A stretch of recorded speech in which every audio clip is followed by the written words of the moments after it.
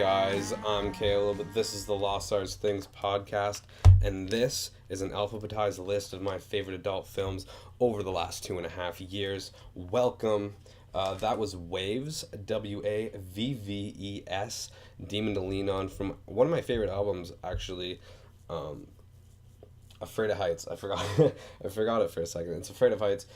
It's one of my favorite albums because of how well it flows from top to the bottom. It's a great record. It's just, I mean, it's lo-fi. It's like cool beach music. They just put out a record last year and it's really good. I think that makes 5 for them, but it really only makes 3 because the first 2 records are like so lo-fi that you can't really hear most of the songs. Like it's mostly just static. It's kind of annoying to listen to. But King of the Beach is really good. Afraid of Heights is definitely my recommendation. And then the last one they put out, which is just called V5, is also pretty good. So yeah, check them out. I'll probably circle back to that at the end. But yeah, totally cool. Got a few things to talk about today. A couple different rants for you. First, we'll probably just go on about my weekend and stuff. There's actually lots of new music that came out like last week. Red Hot Chili Peppers released a new single and it's badass. I think it's called Dark Necessities. Really good, check that out. Radiohead put out their new album. I think the first one in like 5 years or something. Really good. I'm not a huge Radiohead fan. I'm kind of like a blip on Radiohead fandom. Like Radiohead is a band. Like I always say that Queens of the Stone Age is. I haven't met anybody that I've talked to yet anyway that kind of likes Queens of the Stone Age. Everybody, you either love Queens of the Stone Age or you haven't listened to them yet. Like, that's what I've experienced. It's not everybody, they're my favorite band. I'm not saying that if you like them, they're your favorite band, but people that love them will defend every song, will defend every album. Like, they love them a whole lot. And I haven't met anybody that I've said that to that disagrees with me. And I found that like Radiohead is kind of the same. Like people love Radiohead. I'm not one of those people. I'm kind of hit and miss on it. I love a lot of their. I'm kind of even afraid to say like what records I like out of fear of like being destroyed or whatever. I love the Bends. It's sort of more of an easy listen. Obviously, I love OK Computer, and there's just some of the stuff in between I haven't really listened to. This new one's pretty good though, and I think even if you're not a big Radiohead fan, I think that you'd be into it. I would still recommend it. But I don't know. Radiohead's a band that you have to spend a lot of time with. You likely won't like it the first time. And I've noticed with pretty much any band that I like, I didn't like it the first time. Said that about the Front Bottoms last year. Even Queens of the Stone Age I did not like. I listened to I'm Designer was one of the first songs that I listened to when I was like, oh, I'm going to listen to this band. And if you've ever listened to I'm Designer, you know why that's the last song of Queens of the Stone Age that you should listen to. Like, you definitely don't recommend I'm Designer. It's actually a killer song, like, in terms of message and, like, what it's about. It's actually a really good song. But anyway, we'll move on from that. I just thought I'd like to talk about some new music because I'm going to Pearl Jam tomorrow. That's going to be fucking awesome. They played Toronto last night. We were actually supposed to go tonight on, this is Wednesday, the 11th. We were supposed to go tonight, but I don't know, the Raptors wanted to play or whatever, so they got to take down. The Raptors wanted to play a little sport or something. I don't know. I don't get it. So they had to take down all the Pearl Jam stuff, put the Raptors stuff back up, and then put all the Pearl Jam stuff back up for tomorrow night. So I got to check out what they played last night. Pearl Jam's a crazy band because you're always getting a new show. And we were actually we wanted to check out both shows, but we could not get tickets to the first night. But yeah, we got killer seats for tomorrow actually, so it kind of worked out in the end. But yeah, so I really want them to play State of Love and Trust. That's what I should have put in here. I should have put State of Love and Trust in here. That's an awesome song. It's on this movie called Singles that came out in the 90s, and like Pearl Jam's in it and stuff, like they act in it and everything. It's pretty cool. You should check that out. But yeah, that's kind of my music talk for right now. I also have a cold, so I will likely be coughing throughout this, like right now. And I'll maybe try to edit those out at the end. But yeah, it's been killing me. I could feel it coming on Friday, and Usually I'm pretty good at jumping on it and correcting them, but I was kind of drinking on Friday, and then we had to wake up early and go to Toronto last Saturday early in the morning, and I felt so horrible. And it was cool though. It actually was good. We went down to Toronto. We stayed at Drew's new place, and watched the Jays game. Watched some Raptors just on his TV though. Not I think they were in Miami, and drank at his house, and then we went out on the town. It was killer. It was a pretty good weekend. Like I said, I was sick, so there was definitely some times where I got pretty miserable. So I mean, obviously, clearly, I apologize for that, but I think that they kind of understood. My feet were destroyed. They were destroyed. I'm not used to. I hate walking in the city. Like I guess I just don't do it. Last year when I lived in Kitchener, I was like fine. I was kind of immune to it. We went to Toronto a couple times, and I don't remember it being an issue. But like, I have country feet, man. I'm driving everywhere. I very rarely walk long distances, and I still kind of do. I have huge blisters on my feet and stuff. So that's some sweet imagery for you listeners. But it was brutal. And the next morning when we woke up, I had a cold. I was sick. Um, we had a lot of breaks in between drinking actually, so I wasn't like hungover at all. I was just real pissed. And then they wanted to walk to Kaplansky's, which I mean in the end was fine, but I was a total bitch getting there, man. I'm the worst. So but I can tell that I'm on the mend. I want my throat to be better for tomorrow so I can belt out all these Pearl Jam songs. But yeah, so I was gonna. It was funny. So we went to Toronto with my. I went with my brother and his girlfriend, who we will refer to as Marcus, for the sake of that's what I call her, and that's sort of like, the joke between us. And then it works out because I don't say her name because I don't know if she wants me to use her name or not. So, uh, we went and like I said, Drew was there and everything. So good night. We decided we're gonna go out to the bar. We end up fucking walking forever to get to the Madison, and we probably showed up around like 11:30 or something. And my brother walks through the line, gets in, no problem. I'm right behind Marcus. Now I didn't really see it happen. I just heard the guy say, "That's your debit card." So I think what happened was she was trying to get to her ID and she like pulled her debit card out, and this guy thought that she was showing him her debit card as ID, and so she's like, "What? Like no, like I know." And at this point, like I think that I like we drank at the game. We only had two beers, 11.75 beers because we don't drink like pussies, and I actually can't. I can't. I'm not drinking Bud Light because I think it's gross, and I can't drink Budweiser because I have some weird reaction to it, where I don't even really get like a hangover.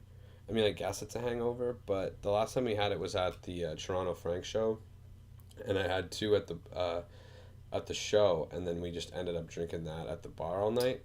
And every time I do that to myself, I'm like, "Well, I'll have two, and then I'll drink something else," and then that never happens. I just drink that all night. And I woke up and man, I couldn't lay down. I could stand up and it wasn't so bad. I couldn't lay down, which was brutal because I was exhausted.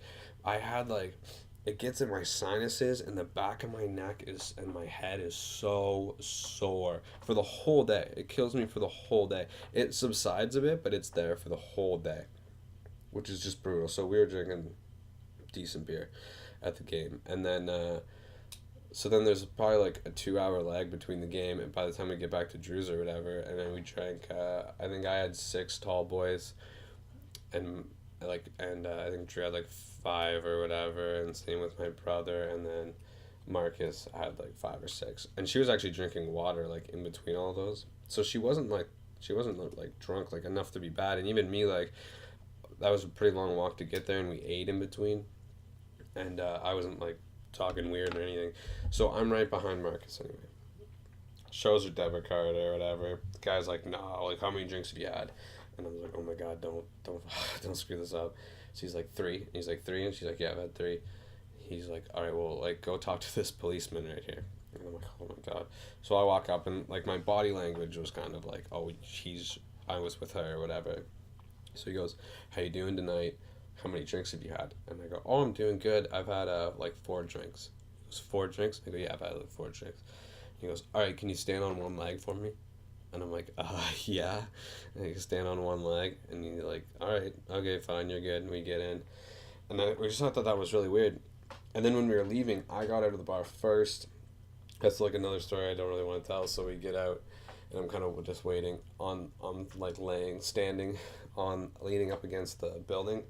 And Marcus comes out, and for no reason, I don't know why she did this, comes out of the bar and goes like under this chain they have that like sections off like the front area of like nobody's supposed to go there, whatever. Just immediately walks out of the bar under this thing to like the next building where it's also fenced off. So like the security guards like run over there. I have to run over, and they're like, "What are you doing here?" And she's like, "Oh, I was just looking for him or whatever." I'm like, "Yeah, she's with me. Like it's all good." And I was like, "Man, she almost got me in trouble a bunch of times that night." But that's it. Actually, that was a pretty tame night. There was no fights or anything. Um, it was a tame night, so I'm sorry. Maybe next time we'll cause more of a ruckus, and I'll have a better story than just I got drunk tested. But yeah, and all in all, good weekend. You know, like I said, I wish I wasn't sick, so I likely wouldn't have been as much of a pansy, but whatever. It happened. Maybe it won't happen next time. There's something I want to go on 2 rants today. And maybe I'll do, I don't know if I should do the last serious one first or not. Maybe I'll do the last serious one first. So the last 2 times I've gone to the Meaford Tim Hortons, which was today and Friday, I wanted a nice cap. Because that's the kind of guy I am. Want a nice cap. I want to spend $2.95 for a beverage on a fairly regular basis through the hot months. So I roll up on Friday and order a nice cap. And as soon as she's trying to tell me that they don't have any, a motorcycle revs up and can't hear a goddamn thing. But I get like pieces of the information that I'm not getting an ice cap at this Tim Hortons. Now, the problem is, like, when the machine's gone, unless you want, like, a chocolate milk or something, like, that you can't get any more cold beverages.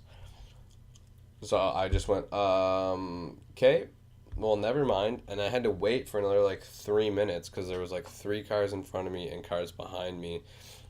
I had to wait, and I just drove out.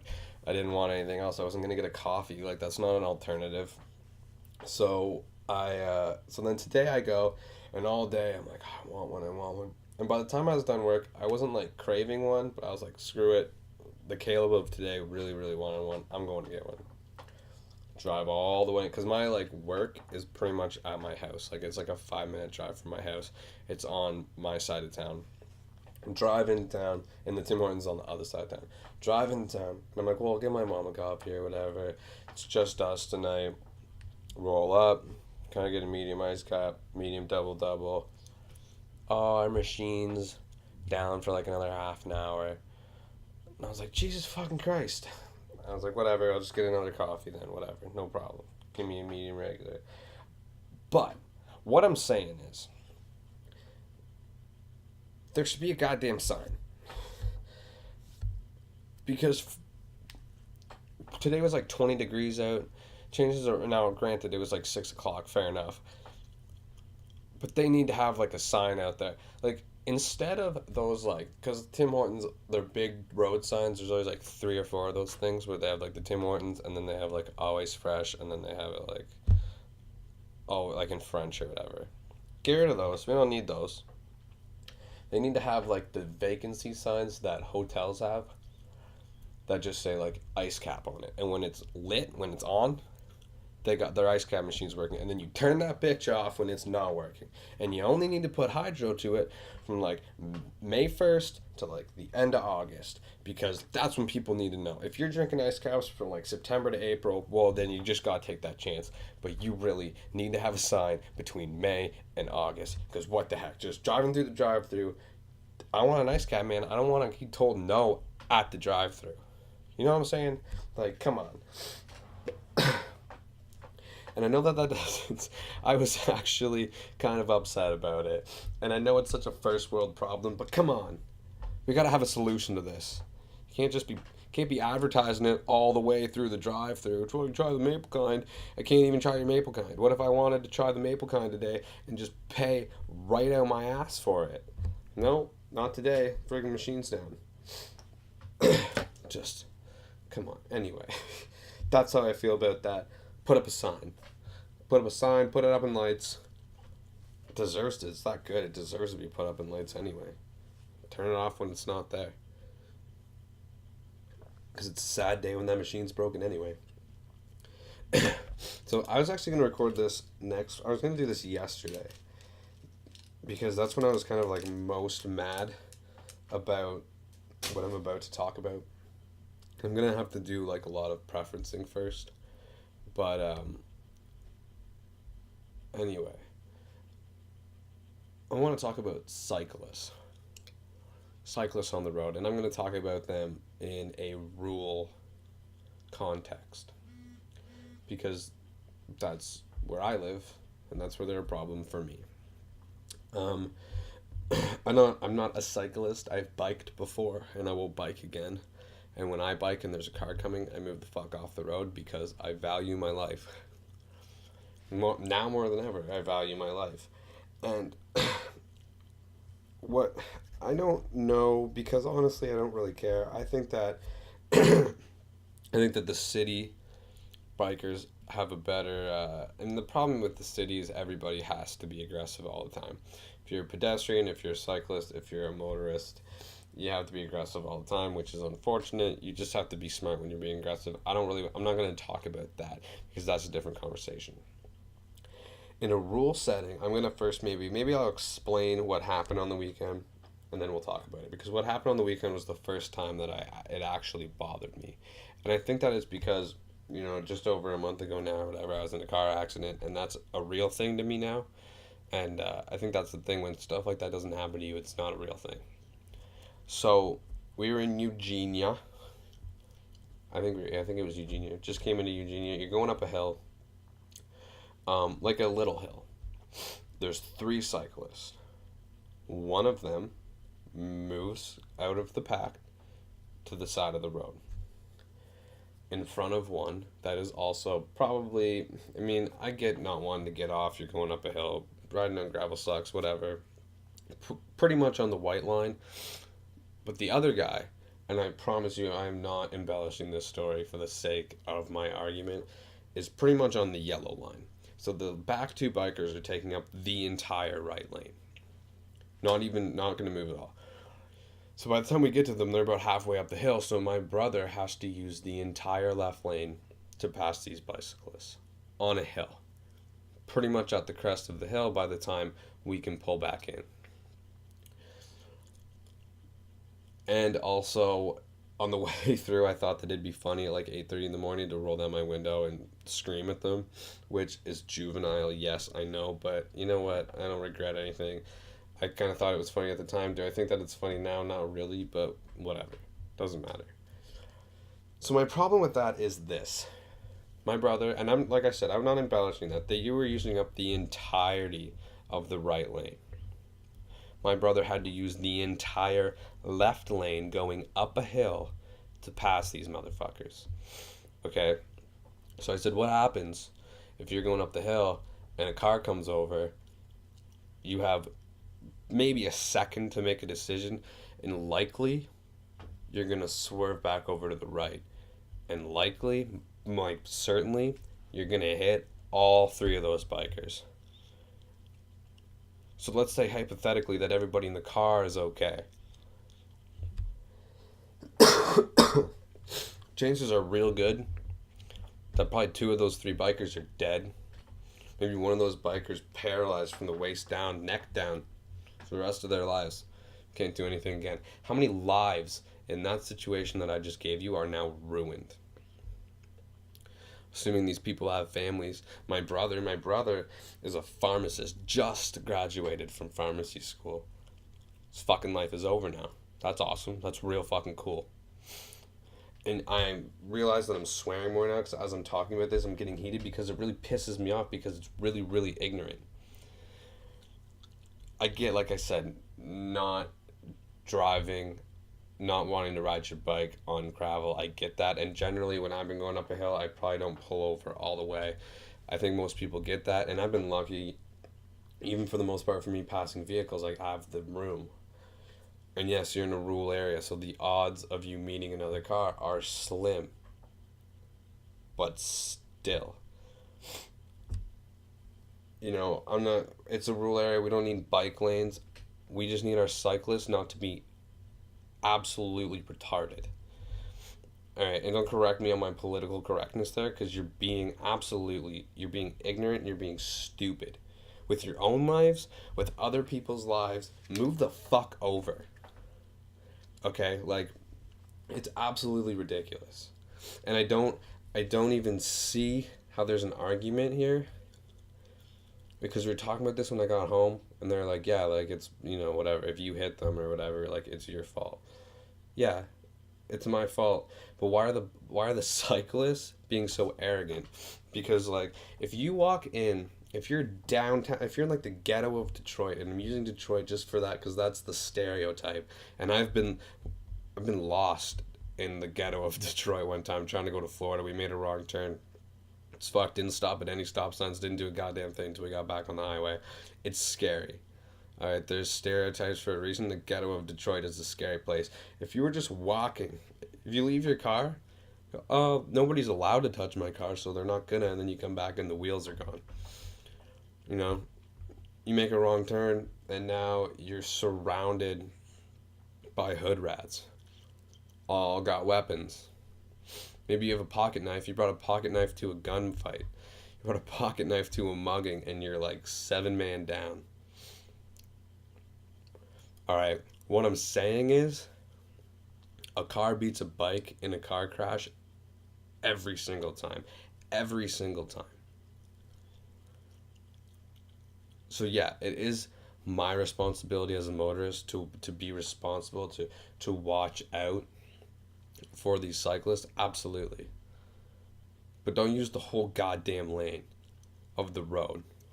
Don't be an asshole about it. Don't be in the middle of the road being like, well, you're not allowed to hit me, so oh shit, that really sucks that those guys got in a head-on accident. Thank God that we just kind of biked right on by that. That really fucking sucks. Not a goddamn thing I could have done about it.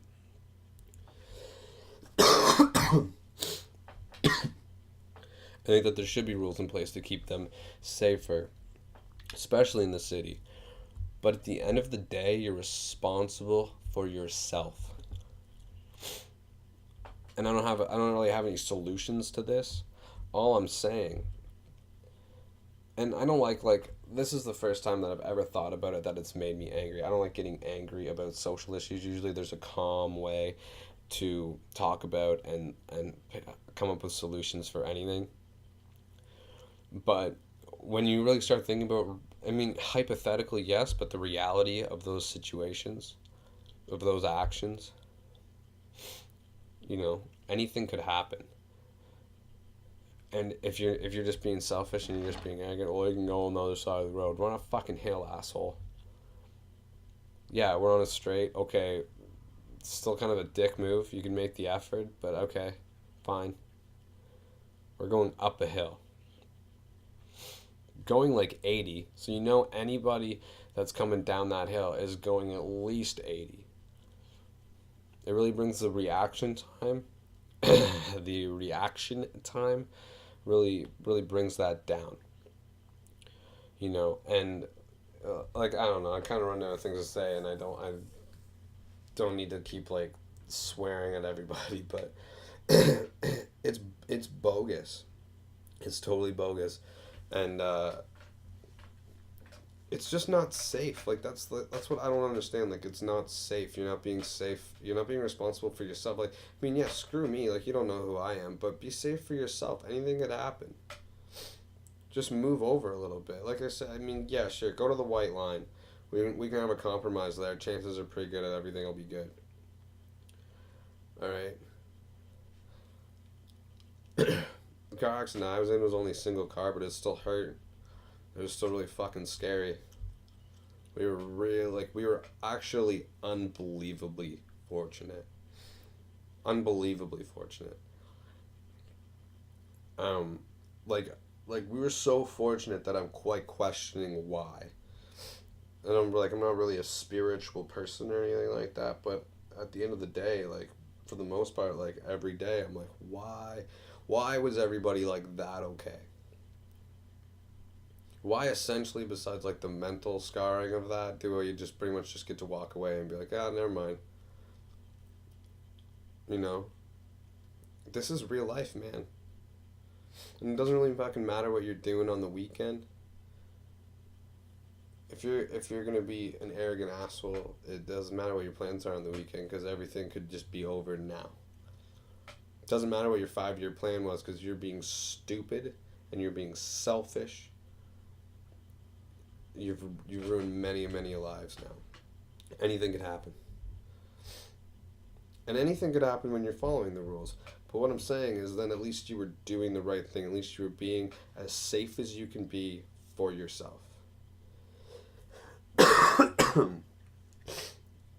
You know, and I think that's all I want. I wanted to talk about that because it was really bugging me, and I mean, the listenership of this has kind of gone down over the last couple weeks. So, thanks to the 6 of you that are still plugging along on these things, but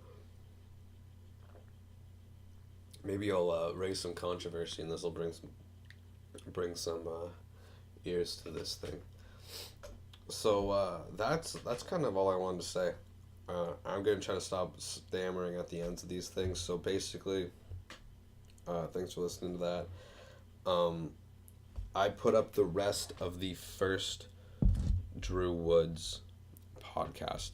The last clip kind of just fades out. I do an outro and everything. I explain it on the clip. Basically, just my brother and Marcus walked in.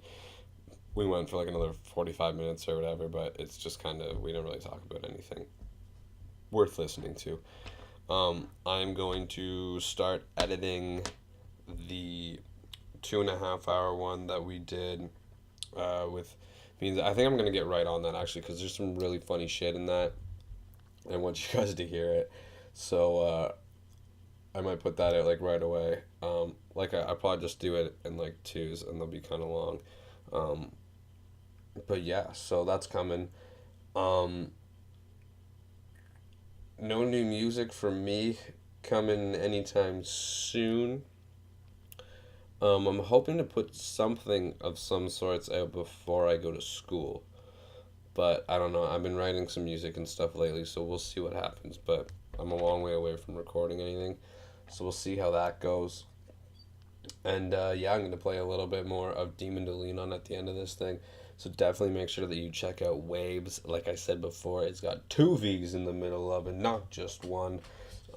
Definitely start with Afraid of Heights and listen to it from the beginning to end. You're gonna do it anyway because it flows so perfectly. I've heard very few records that flow that well. Like Foo Fighters' Wasting Light is one. Obviously Pink Floyd does a really good job of that, but this one's pretty amazing. And then their new one, V, is really good, and King of the Beach is really good as well. So definitely check all those out. Yeah, everything else that I recommended at the start of this, check all that out. I will likely let you know next week how Pearl Jam was. And yeah, so that's it, man. I thought we were actually going to go over a little bit, but by the time I finish rambling about how long we went, it'll probably be about 30 minutes. So I figured we'd go way longer, but my cyclist rant kind of just ended. The one thing I don't like about doing this, actually, is I think about all this shit beforehand, and then I'm like, oh yeah, like I wish I was recording right now. This is really good. And then I kind of forget about little tidbits that I was going to throw in, and then I'll be listening back to it or whatever to hear how I sound, which today I'll probably realize that I swore a lot more than I thought I did. But I'm like, oh, I wish I said that. Oh, I want to like insert that. Damn it. But whatever, we're pretty much doing it live, so fuck it. And thanks for listening, you beautiful bastards. I love you, and we'll catch you next week. Thanks.